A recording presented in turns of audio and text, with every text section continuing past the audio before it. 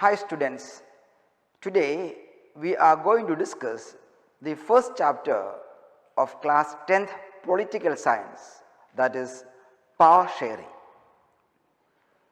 You would have come across this term power sharing in many places.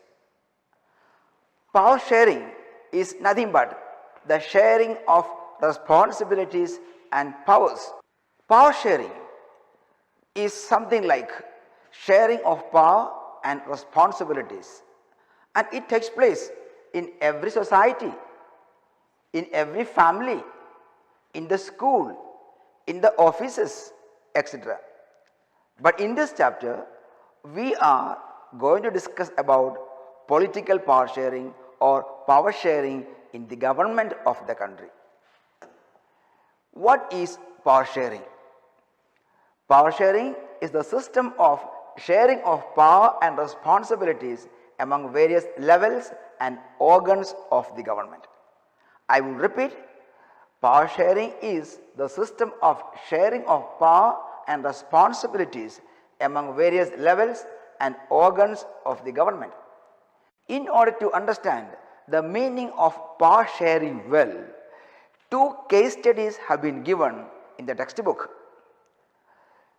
The ethnic composition of two countries are mentioned, and the textbook explains how the ethnic differences of these countries are either accommodated or totally rejected in these two countries.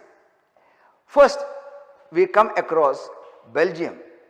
In Belgium, they followed the policy of accommodation. Now, in order to understand the policy of accommodation and power sharing, we have to understand the ethnic composition of the country. In Belgium, the Flemish region, in the northern part, are the Dutch speaking people, and they comprise 59% of the population. They are majority in number, but then generally they are poor. In the southern part of Belgium, we have the Wallonian region, where the people speak French. Though they are only 40% of the population and a minority in the country, they are generally rich. And then 1% of the people are the German speaking people. But in the capital of Belgium, Brussels, the situation is just reverse. The French speaking people have a huge majority there with 80% population, and then the Dutch speaking population is only 20%.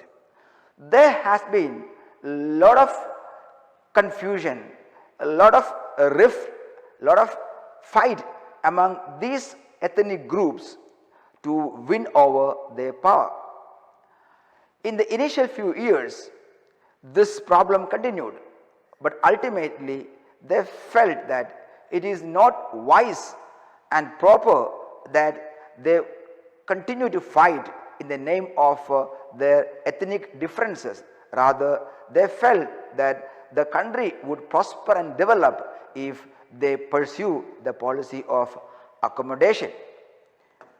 Here is the pictorial depiction of the ethnic composition. This is the northern region, the Flemish region, Dutch speaking people, 59% of the population. Now the Wallonian region, they are the French speaking people, they are 40%, and this region in the eastern part are the Germans, who speak about just 1% of the population. Now, what steps are adopted by the Belgium government in order to accommodate regional differences? I already mentioned that they followed the policy of accommodation. Number one, equal number of ministers from both the Dutch and the French speaking communities. Though the Dutch speaking people were majority in the country, they accommodated the dreams of the minorities by giving them equal number of ministers at the central government. Second, many powers of the central government were given to the state government so that the state governments are not subordinate to the central government. You know, there were many provinces in Belgium where the French speaking people formed government, and these governments had limited powers. But through the constitutional amendments, they made a policy that the local governments, or rather the constituent units, the state governments, will be given certain powers so that they don't have to be totally at the mercy of the central government. They are not totally subordinate to the majority central government. Now, third one is that separate government for Brussels with equal representation of both the communities. You know that in Brussels, 80% of the population comprised of the French speaking community and the 20% were the Dutch. Even though there was a huge difference in the number of people, the majority community there accepted that 80% of the French speaking people agreed that they would give equal number of ministers for those 20% Dutch speakers who live in this region. So there was give and take. This give and take policy is actually what is known as policy of accommodation. Now, yet another, a fourth point, the step taken for pursuing the policy of accommodation is the community government. When we talk about community government of Belgium, we can compare them with that of our Gram Panchayat. In the local area, local governments were formed for a locality or for a small community, and this community had all freedom to deal with the issues of culture, language and education. This is how they resolved the problem of ethnic complexities and differences in Belgium. Now we come to Sri Lanka. Sri Lanka, our immediate neighbor, is a country where there is a lot of ethnic differences. Vast majority of the people, 74%, are the Sinhala people who speak Sinhalese language.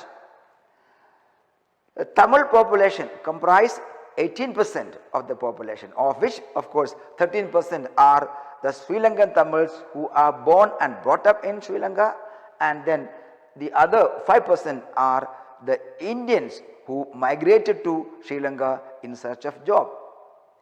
If you look at the religion-wise distribution of population, again vast majority were the Buddhists, the religion generally followed by the Sinhala people. Hindus and Muslims were minority, they were the Tamil speaking people, and then there were 7% Christians who belonged to both the Sinhala community and the Tamil community. Now what was the problem there? The Sinhalese tried to dominate the society and totally neglect the minorities. That resulted in a lot of conflicts. This is the composition of population. Here in this region, in yellow region mark, we find the Sinhalese. They comprise 74% of the population. In this north and eastern region, the Tamils 18%, they occupy Batticaloa, Trincomalee and Jaffna Peninsula. We move on to the majoritarian policies. What is meant by majoritarianism? It is a belief that the majority community should be able to rule a country in whichever way it wants by disregarding the wishes and needs of the people. I will repeat, majoritarianism is a belief that majority community should be able to rule a country in whichever way it wants by disregarding the wishes and needs of the minorities. What are the steps taken by the Sri Lankan government to enforce their majoritarian policy? Number one, Sinhala was declared the official language. Now, I would like to call upon your attention here that in India, though 40% of the people spoke Hindi, still we did not accept Hindi as a national language. Here in Sri Lanka, instead of the policy of accommodation, the majority community enforced their language on the minorities. The second one, Buddhism was announced the state religion. Again, you must understand that in Indian background, though vast majority of our population are Hindus, our constitution did not declare India as a Hindu Rashtra, but we accepted secularism to accommodate the aspirations of minority religions.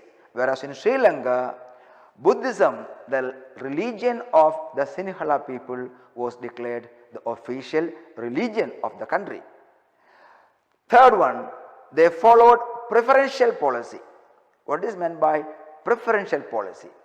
When it comes to education, government job, they preferred the Sinhala population, which means that the majority community were given preference over the Tamilians to get government job and admission to various educational institutions.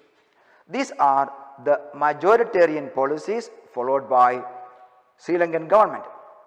Now, what were the demands of the Tamil speaking people? The Tamils wanted that their language, Tamil, also be considered as an official language in Sri Lanka.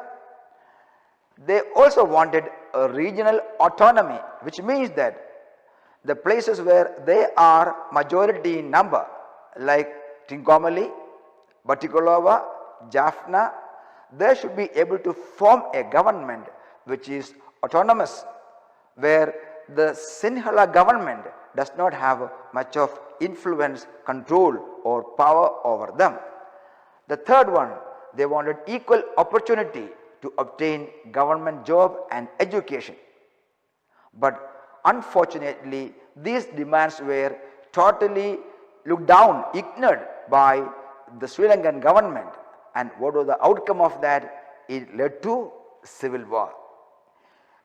It was one of the worst heat war or civil war in the world as a whole, we can say, because the militant organization formed in Sri Lanka by the Sri Lankan Tamils, which is known as LTTE, Liberation Tigers of Tamil Eelam, led by their most dreaded militant, Velupalli Prabhakaran, was one of the most dreaded organization of the world at that time, and it caused a lot of bloodshed in Sri Lanka, and it resulted in the death of so many innocent Sri Lankan people, including the Tamilians.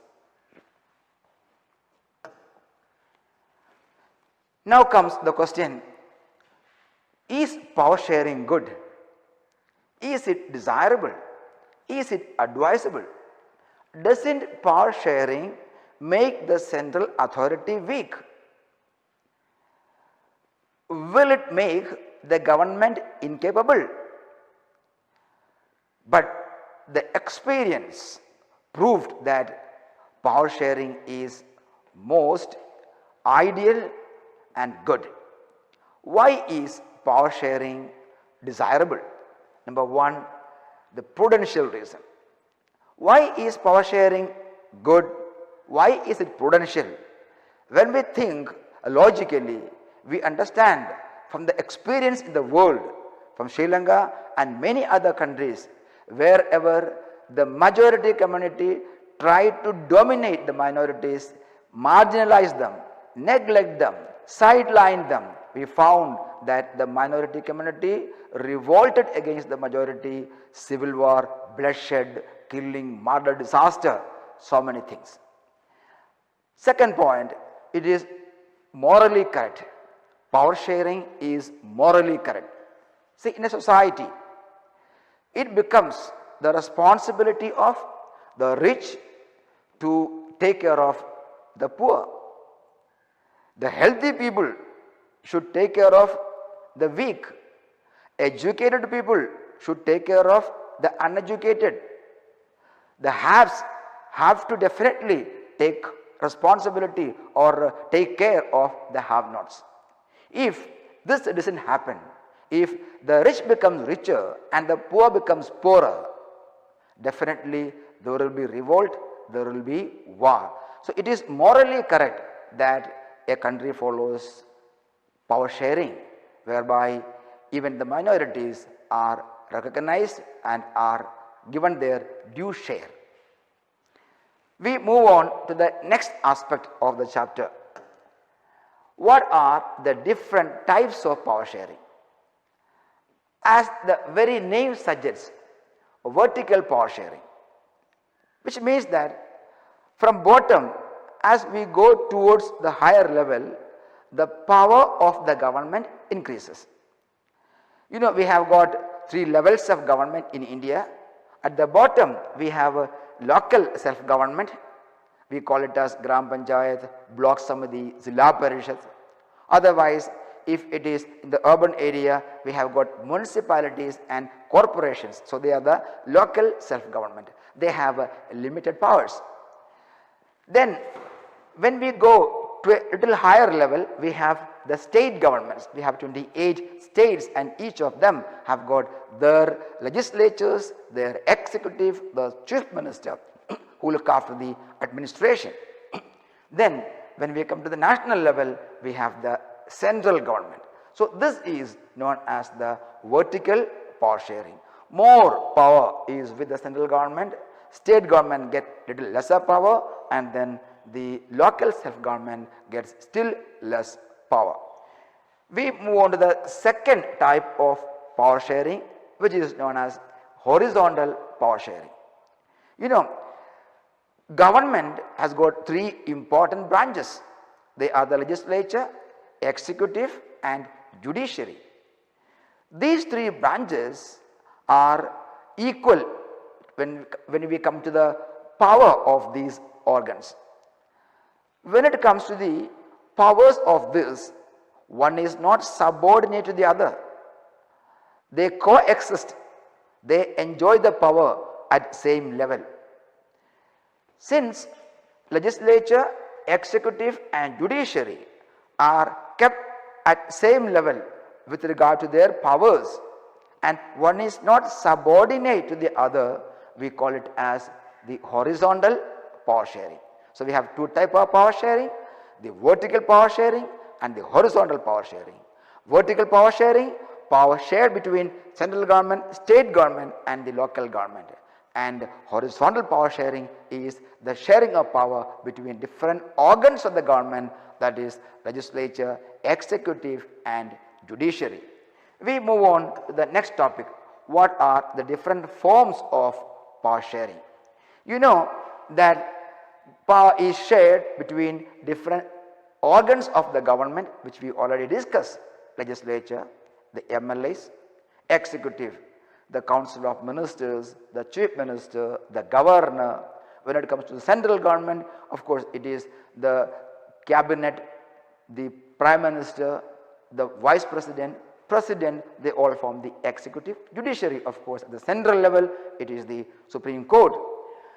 And then among different levels of government, which I already explained earlier when I discussed about the vertical power sharing, among different social groups, India has such a big diversity. We have different social groups. We have our own caste, our own religion and our own associations. So these social groups form their own organizations and to a certain extent they involve in electoral politics. They involve in political competitions and they put pressure on the government. They take part in the process of government. Then fourth one is among different political parties and different pressure groups. Of course, in a government, If it is single party government, definitely one party will be able to manage, but we know that of late we have mostly coalition governments both at the center and the state governments. So political parties share power among themselves to form a government and run the government. Among different movements, there are various movements launched for specific purposes. For example, Narmada Bachao Andolan. It was a movement launched to protect the river Narmada.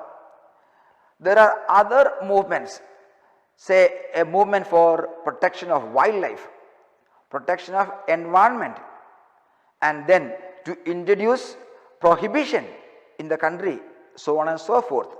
These movements become so popular that they would be able to influence the government, and government is forced to share power with these movements. So these are the 5 major forms of power sharing in a democracy. By now you would have understood how important is power sharing in a democracy. How will it help a country to progress without having any sort of collision, violence or rift. So finally we come to the conclusion that power sharing is most prudential and moral for a country to grow and prosper. Thank you.